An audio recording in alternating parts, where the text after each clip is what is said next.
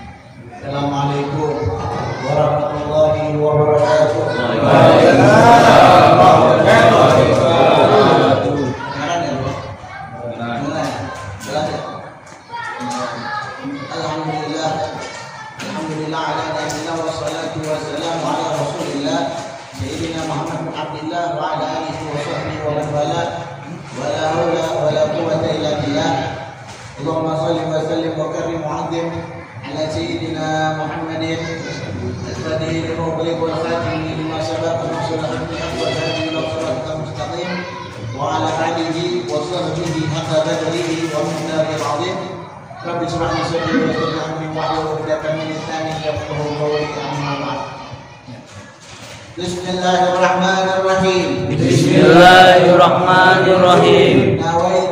Nawaitu ta'alluma wa ta'lima wal ifadata wal istifadata wal hatta ala tamassuki fi kitabillahi wa sunnatir rasuli wa da'wata ilal huda wa dalalata alal khair. Alhamdulillah, kita bersyukur Allah Subhanahu wa taala yang mana pada malam hari ini Allah kumpulkan kita di satu tempat yang mulia, di waktu yang mulia, yang insyaallah tidaklah kita keluar dari tempat ini kecuali Allah ampunkan dosa-dosa kita. Tidaklah kita keluar dari tempat ini kita pulang membawa ilmu yang manfaat. Amin. Ya Allah ya Rabbal alamin. Sirabi sa'ah ayusalliya 50 naflan la yuqbalu li ahadihim salatun. Diriwayatkan bahwasanya daripada dekatnya akan hari kiamat, tanda dekatnya hari kiamat ini, kapan hari kiamat bakal datang? Rasulullah nanya, bakal amalan apa yang kita persiapkan buat menghadapi hari kiamat? Artinya Rasulullah nggak mikir kapan kiamat itu terjadi, tapi tanda-tanda kiamat Rasulullah banyak menyebutkan. Di antaranya sini disebutkan menitiraisa, daripada tanda dekatnya hari kiamat. Bentar lagi mau datang kiamat, kapan? Anisulya khamsuna nafsan. Nanti bakal ada satu zaman orang sholat, 50 orang sholat, la yuqbalu lahum sholat, enggak diterima salah satu pun dari antara mereka. 50 orang sholat, semuanya sholatnya enggak diterima sama Allah. Padahal kalau kita tahu, kalau misal ada perkumpulan orang 40 orang berdoa sama Allah, salah satunya pasti dijawab itu sama Allah.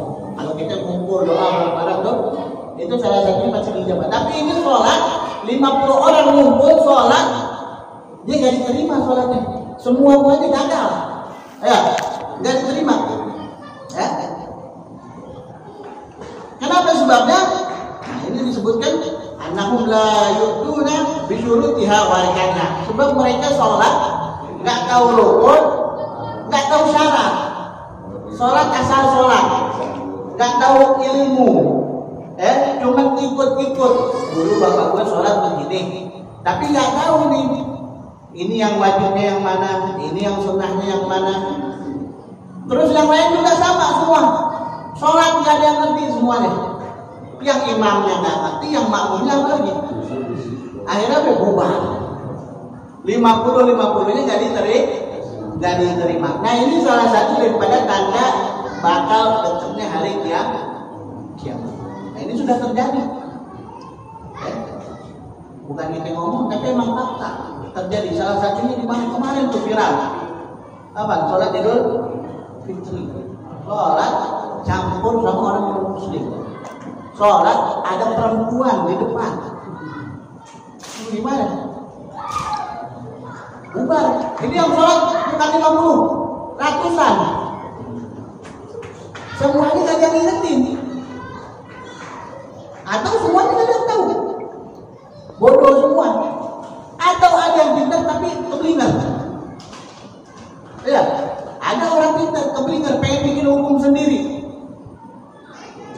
Ya, merasa dia alim, dia hebat, dia punya ilmu, dia pengen bikin ilmu sendiri, pengen bikin hukum sendiri. Padahal syariat sudah Allah tetapkan. Hah?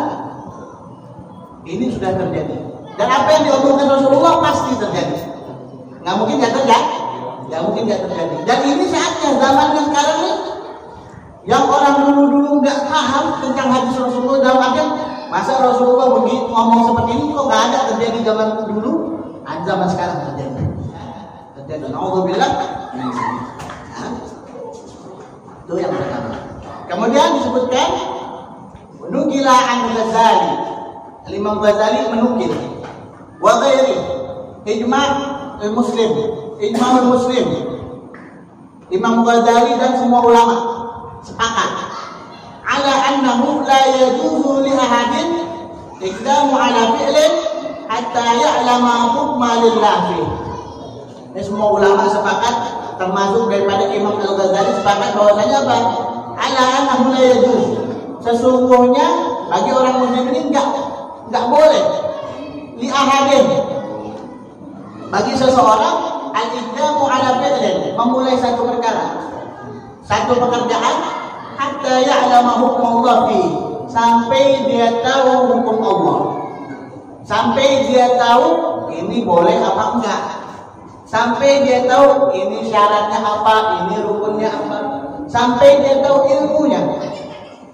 Makanya kalau orang mau berangkat haji, ini ada umroh berangkat haji, ada umroh belum ada, mudah-mudahan semua Allah berangkatkan kepada Allah. Mudah-mudahan Allah berangkatkan kita ziarah kepada Nabi Muhammad SAW. Maka orang mau umroh, orang mau haji, itu ada namanya manasik. Apa manasik? Manasik haji. Ya, belajar dulu kita. Mau haji, mau umroh, diajarin dulu tata caranya. Praktek. Ya, orang kalau tahu ilmunya, kalau nggak tahu praktiknya susah juga. Makanya diadakan manasiknya. Ini pentingnya ilmu. Begitu juga sholat, begitu juga puasa, zakat, semua ada ilmunya. Ya, semua ada ilmunya dan harus dengan ilmu. Nggak boleh sembarangan. Yang pertama. Selanjutnya, Jalan Umar bin Khattab radhiyallahu anhu. Sayyidina Umar bin Khattab berkata, la yabi' fi suqina wa la yashtari man lam yatafaqqah. Fa inna man lam yatafaqqah akala riba wa huwa la ya'lam. Sayyidina Umar ketika memimpin, beliau ngomong, enggak boleh di dalam pasarnya Sayyidina Umar ada orang yang transaksi jual beli tapi dia enggak paham. Ini dilarang sama Sayyidina Umar. Jadi nggak boleh ada orang jual beli tapi dia nggak tahu ilmu muamalah. Nggak boleh asal-asalan jual beli. Sebab apa kata Sayyidina Umar? Kalau dia nggak tahu ilmunya, jual beli asal-asalan, dia nggak tahu bahwasanya jual belinya itu batil. Bisa-bisa yang dimakan bukan harta yang halal, jadi harta yang riba. Di sini disebutkan. Ya? Orang banyak nggak paham jual beli. Ya? Kredit hukumnya apa kredit? Kredit riba apa enggak? Kredit hukum asalnya boleh. Kredit semua kredit hukumnya boleh. Hukumnya boleh. Kecuali kredit emas. Ini sekarang ada. Ada nggak sekarang kredit emas? Dan ini riba. Hati-hati. Ya, kredit emas ini riba. Nggak boleh. Sebab kalau emas ini harus langsung kontan, nggak boleh di kredit beli emas, nggak boleh kredit, harus kontan. Kalau kredit riba. Ya, ini banyak terjadi. Bahkan di bank-bank syariah ada kredit emas. Ya. Makanya orang yang nggak paham karena berlabel syariah disangkanya boleh. Karena ada label syariah. Ya, kita punya emas. Udah jelek. Ya. Mau bukan sama emas yang bagus. Ya. Emas kita 2 ditukar sama emas 1. Boleh gak? Hah? Boleh. Hah? Boleh. Kalau yang boleh pindah sebelah sini. Yang nggak boleh sebelah sini. Dibagi. Karena ada yang boleh, ada yang bilang nggak boleh. Ini pendapat ulama semua nih. Yang benar mana? Nggak boleh. Alasannya? Haram. Ini jadinya riba. Karena ada tambahan ini. Emas 1 ditukar dengan emas 2. Walaupun emasnya yang 1 jelek, yang 1 bagus. Ini maksudnya nih, walaupun sama-sama itu, nggak boleh. Walaupun sama-sama riba, nggak boleh. Khusus untuk emas dan untuk makanan pokok sama. Beras, makanan pokok bukan beras. Ya. Orang Indonesia nggak makan nasi, nggak makan dia. Jadi biar kata makan pagi makan pisang goreng 1 kandang, ya, belum makan nasi uduk, belum sarapan. Ya. Kalau udah makan nasi uduk, biar kata setengah piring udah makan dia. Kalau pisang 1 kandang dia habisin pagi-pagi, bilangnya belum sarapan. Beras raskin, tau beras raskin? Beras raskin ditukar sama beras pandang. Boleh. Ya. Beras raskin 1 karung. Rodo lele 1 liter. Orang kaya nggak mau makan beras raskin ya. Dia mau tukar sama beras yang bagus. Ini saya ada beras raskin nih 1 karung nih. Saya mau tukar ke warung nih sama beras yang bagus. Nggak apa-apa, tukarnya 1 liter, tapi yang bagus. Boleh nggak? Ada yang bilang boleh, ada yang bilang yang benar mana? Yang benar itu enggak boleh. Ini namanya riba. Terus gimana nih? Ini kan berarti jelek nih. Masa mau ditukar yang bagus sama 1 liter nggak seimbang? Ya, inilah bedanya syariat. Niat, akad, ya, semua tuh bisa berubah. Yang halal jadi haram karena akad. Yang haram bisa jadi halal karena akad. Ini sama berasnya jelek sama beras bagus. Gimana supaya jadi halal? Kalau ditukar begitu nggak halal nih, haram. Dia supaya jadi halal, ini beras yang raskin dijual dulu sama penjualnya. Ini saya jual nih beras raskin. Berapa duit? 10.000, taruh 10.000. Ini dapat duit 10.000, baru kita beli lagi ke beras yang bagus 10.000. Tapi sama aja tuh, ini sama emang. Cuma balik lagi apa bedanya? Balik lagi kredit. Kredit itu asal muasalnya boleh kan? Ya? Kita jual motor ke temen nih, ini gue punya motor nih, gue pengen jual kalau ini misal 10 juta. Ya, wah, gue kalau 10 juta nggak ada. Mana kalau gue bayarin nyicil? Oh boleh nyicil, tapi kalau nyicil bayarin 15 juta. Nyicilnya sebulan 1 juta. Ya, berarti 15 bulan. Riba apa enggak? Riba. Hah? Riba apa enggak? Yang benar mana? Riba apa? Enggak ada riba. Kenapa enggak riba? Karena dia bukan 2 akad. Akadnya 1. Cuma emang harganya 2, teman akadnya di akhir. Kapan akadnya? Ketika udah menentukan mau bayar kontan apa mau bayar kredit. Kalau udah ditentukan, itu udah nggak boleh ada penambahan. Udah ditentukan, misal berapa? Oh saya kredit aja. Berarti setiap bulan dia bayar 1 juta sampai 15 bulan. Ya? Oh saya bayar cash, nanti dia bayar 10 juta. Ini harus angkat di awal. Kalau nanti sudah berjalan, ada penambahan di tengah jalan, yang namanya riba. Itu yang pertama. Ya, jelas ya dong. Jadi kalau angkat itu harus di awal jelas dulu. Ya, mau kredit, maupun kredit berapapun. Ya, misalnya ada 3 harga, 4 harga, 5 harga, tapi belum ditentukan di awal, boleh riba. Gak ada istilah denda dalam Islam, gak ada. Ya, tahu ada. Ya. Tapi di tengah jalan tiba-tiba ada penambahan, nah ini nggak boleh. Karena harganya udah bulat, harganya berapa? Kalau setahun 15 juta udah bulat. Mau dia bayarnya telat, nggak telat, tetap 15 tuh. Satu, kalau cash 1 juta, kalau kredit 15 juta bisa. Tuh, boleh. Nyicil, bayar nyicil, boleh. Terus yang jadi masalah sekarang adanya pihak ketiga, yaitu siapa? Leasing. Ini yang jadi masalah. Ya, ini yang jadi masalah. Makanya pentingnya kita belajar di sini. Bagaimana supaya bukan kita akal-akalan, tapi memang ini syariat. Bagaimana supaya ini jadi berjalan sesuai syariat.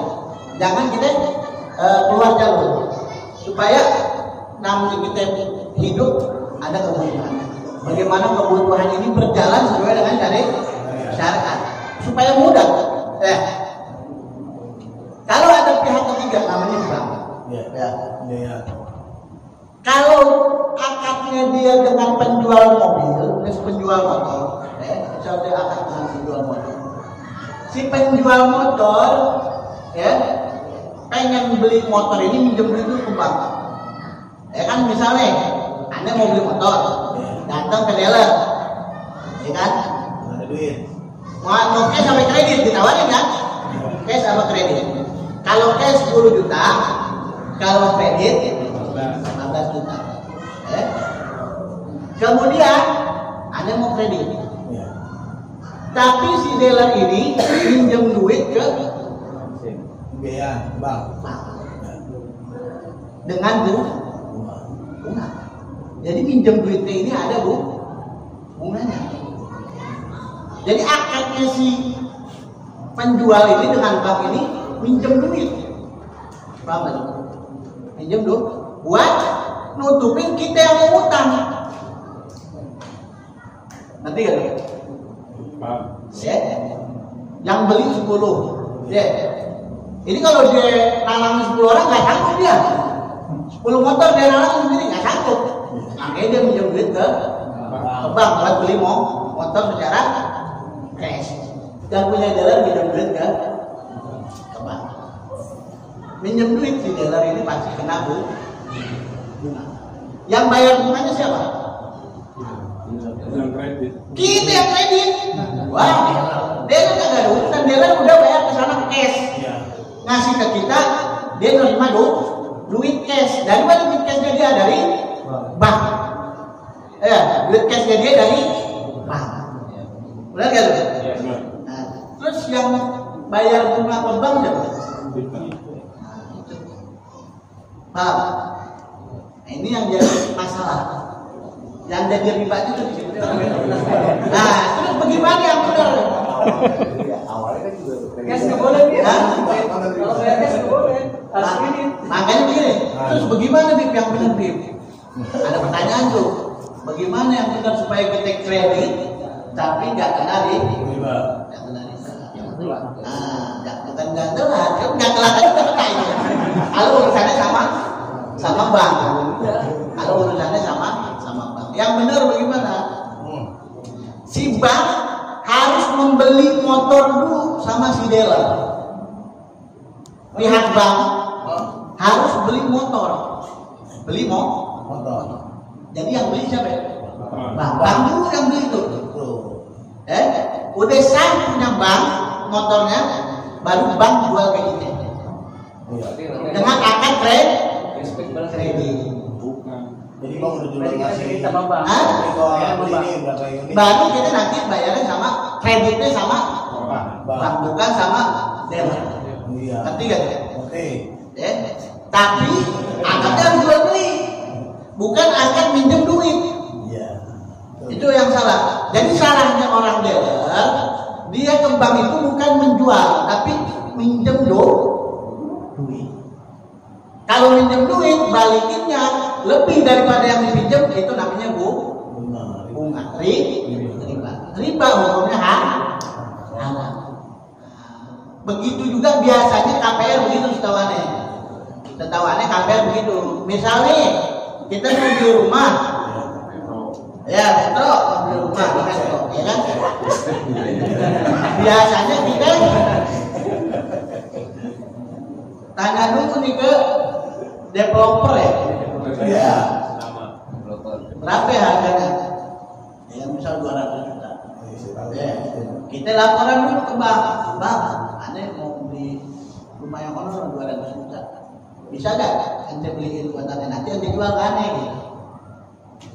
Coba boleh tuh. Bank beli ke pengembang developer. Dibeli dulu sama dia rumahnya. Nih saya beli. Baru si bank jual ke kita dengan akad kredit. Aman ya. Itu baru kan? Ya, paham itu? Oke, Sayyidina Umar mensyaratkan orang-orang yang di pasarnya Sayyidina Umar nggak boleh melakukan transaksi jual beli kecuali dia paham dengan ilmu. Begitupun kita ya. Jangan kita sembarangan jual beli kalau kita nggak tahu ilmu. Terus lakukan rajulan Allah Subhanahu wa taala ibadah. Malaikat samawati bighairi ilmi kana minal khasirin. Orang ibadah. Seandainya ada seseorang beribadah kepada Allah, Subhanahu wa taala, ibadah itu malaikat. Dengan ibadahnya para malaikat. Malaikat kalau ibadah gimana? Kalau Allah perintahkan sujud, udah sujud aja, nggak bakal bangun tuh. Kalau Allah perintahkan ruku, nggak bakal bangun. Ya. Kalau ada orang ibadahnya kayak ibadah malaikat, artinya Allah suruh sholat dia sholat, ya. Nggak pernah mengerjakan yang haram, ya. Tapi dia nggak tahu ilmu. Bagaimana itu ibadahnya? Apa kata di sini katanya? Maka dia termasuk daripada orang-orang yang rugi. Kok bisa rugi?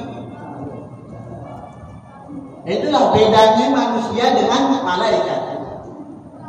Kita dianugerahkan yang namanya ilmu. Malaikat cuma dikasih sama Allah kepatuhan, tapi nggak dikasih ilmu. Udah Allah suruh apapun malaikat pasti gitu.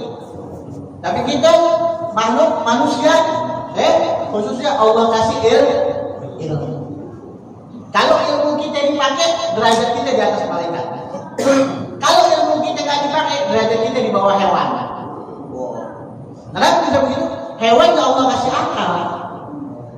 Ya, hewan nggak Allah kasih akal. Wajar dia nggak berakal, karena emang Allah kasih. Ya. Kalau kita dikasih akal nggak digunakan, maka kita lebih rendah daripada Kalau kita dikasih akal, kita gunakan dengan bagus, maka derajat kita lebih tinggi daripada malaikat. Malaikat Allah kasih yang namanya kepatuhan, tapi nggak Allah kasih syahwat. Ya. Hewan Allah kasih syahwat, tapi nggak Allah kasih yang namanya kepatuhan. Udah, nggak punya akal. Kalau manusia Allah kasih ilmu, Allah kasih syahwat. Kalau syahwatnya lebih gede daripada ilmunya, lebih hina daripada hewan. Tapi kalau ilmunya lebih tinggi, maka dia lebih tinggi daripada malaikat. Makanya di sini dikatakan percuma ibadah kita kayak malaikat kalau kita ibadahnya tanpa ilmu, maka kita termasuk daripada golongan orang-orang yang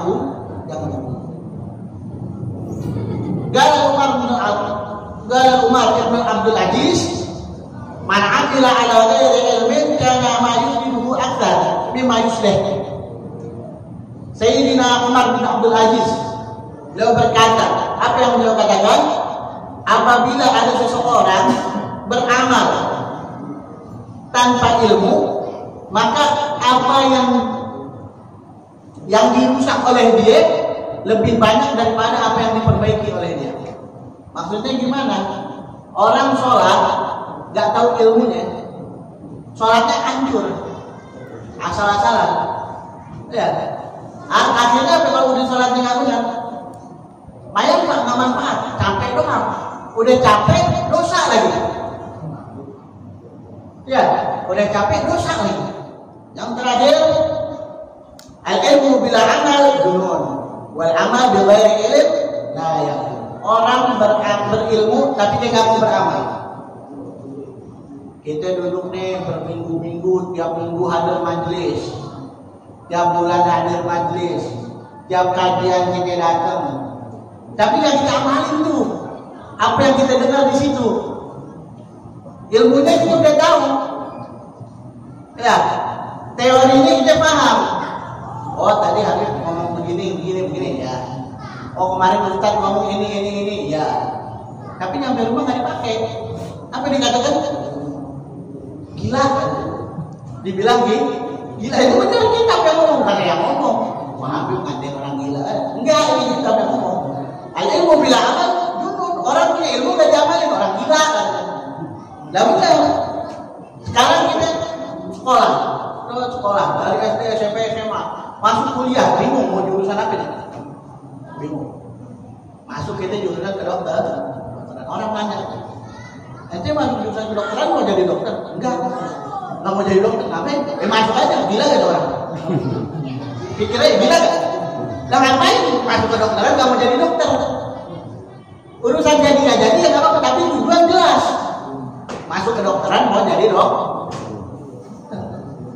Masuk ke dokteran mau jadi apa? Mau jadi montir lah. Katanya gila gak tuh? Gila. Sama kita hadir majlis ya. Ngapain hadir majlis? Ya hadir aja. Ya orang aneh. Hadir majlis ya ngapain hadir kan gitu. Hadir majlis kita aja ngapain hadir majlis? Ya nggak ngapa-ngapain. Nah kalau nggak ngapain nggak usah hadir majlis. Udah. Jadi harus ada tujuan dulu yang jelas. Kalau kita mau nuntut ilmu, tujuannya apa? Mau mengamalkan ilmu. Makanya tadi niatnya kita tadi sebelum mulai kita niat tolabul ilmi untuk mengambil ilmu dan mengamalkan ilmu. Ada tuh tadi kita niat. Pas niat tuh, nah itu makanya salah satu fungsinya niat tuh. Supaya kita keluar bisa mengamalkan. Nah, jadi bukan cuma duduk, dengerin, pulang ibadah. Nah, tapi duduk, dengerin, pulang ada yang dibawa oleh-oleh. Bukan cuma berkat, tapi bawa ilmu. Supaya kita di rumah bisa ngajarin nih. Tadi abang belajar ini. Besok kita wajib begini. Nah itu kasih tahu buat keluarga. Itu fungsinya kita sebagai pemimpin. Ar-rijal qawwamuna 'alan nisa. Laki-laki pemimpin, jangan kita jadi pimpin sama perempuan. Karena memang hakikatnya kita laki-laki sebagai pemimpin. Tapi kalau kita nggak tahu ilmu, bagaimana mau mimpin? Itu mau ngajarin istri kita sholat, istri kita lebih pintar. Bang, lu ngajarin gue, tahu kan? Lu kayak nggak pernah sholat, mau ngajarin gue sholat. Malu nggak? Malu. Mau mimpin tapi nggak ngerti. Lu bilang amal juga ini banyak pun sholat, puasa, zakat, pergi haji nggak punya ilmu nggak manfaat, nggak diterima. Wa kullu man bi ghairi ilmi ya'malu amaluhu mardudatun la tuqbalu. Setiap sesuatu amal tanpa ilmu amalannya ditolak semua. Wa alimun bi ghairi ilmi wa alimun bi ilmihi lam ya'lam mu'adzabun min qabli ubadil wasana. Orang yang punya ilmu tapi yang ngamalin ilmunya, maka dia bakal diazab sama Allah sebelum para penyembah berhala. Nanti yang udah duduk di majlis nggak ngamalin, wah tunggu di akhirat. Nah ini betul. Tunggu di akhirat. Ini yang pernah ngaji tapi nggak pernah ngamalin, wah sebelum orang-orang nyembah berhala yang duluan pada yang diazab. Termasuk aneh juga nih, layak. Ya kita semua, makanya alhamdulillah jangan kita udah duduk udah bagus. Terus ada yang nyeletuk, nah percuma dong, mendingan saya nggak usah belajar sekalian nih daripada diajak berdua. Benar? Iya benar.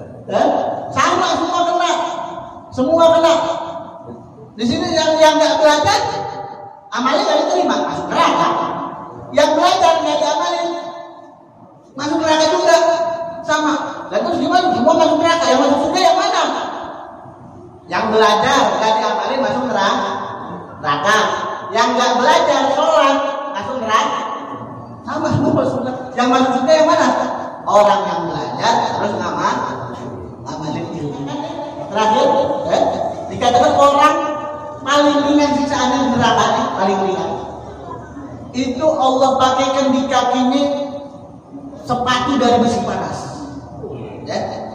Yang kalau dipakai langsung dari panasnya sampai otak mendidih.